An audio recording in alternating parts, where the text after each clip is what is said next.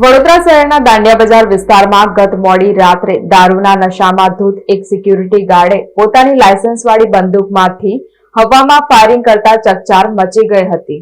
વડોદરા શહેરમાં ગત મોડી રાત્રે ફાયરિંગની સનસનાટીભરી ઘટના સામે આવી છે। શહેરના દાંડિયા બજાર કાકા સાહેબના ટેકરા પાસે આવેલા નવદુર્ગા મંદિર નજીક GISF ગુજરાત ઇન્ડસ્ટ્રીયલ સિક્યુરિટી ફોર્સના જવાને હવામાં એક રાઉન્ડ ફાયરિંગ કરતા સ્થાનિકોમાં ભારે ફફડાટ વ્યાપી ગયો હતો। આ ઘટનાની જાણ થતાં જ રાવપુરા પોલીસનો કાફલો તાત્કાલિક સ્થળ પર પહોંચ્યો હતો અને ફાયરિંગ કરનાર નરેન્દ્રસિંહ દોલતસિંહ રાજની અટકાયત કરી હતી। પોલીસ તપાસમાં બહાર આવી છે કે આરોપી મૂળ જંબુસરનો વતની છે અને વડોદરા GST ભવનમાં સિક્યુરિટી ગાર્ડ તરીકે ફરજ બજાવે છે। સૌથી ચોંકાવનારી બાબત એ છે કે ઘટના સમયે કર્મચારી નશામાં ચૂર હતો। પોલીસે ઘટના સ્થળેથી ફાયરિંગમાં વપરાયેલી બંદૂક અને જીવતા કારતૂસ કબજે કર્યા છે। આરોપી વિરુદ્ધ પ્રોહિબિશન અને જાહેરનામાના ભંગ બદલ કાયદેસરનો ગુનો નોંધવાની તજવીજ હાથ ધરવામાં આવી છે। જો કે નશાની હાલતમાં તેણે કયા કારણોસર હવામાં ફાયરિંગ કર્યું તે હજુ સુધી સ્પષ્ટ થયું નથી। ભરચક વિસ્તારમાં જવાબદાર સુરક્ષા કર્મી દ્વારા આ પ્રકારે હથિયારનો દુરુપયોગ થતા સુરક્ષા વ્યવસ્થા સામે ગંભીર સવાલો ઉભા થયા છે।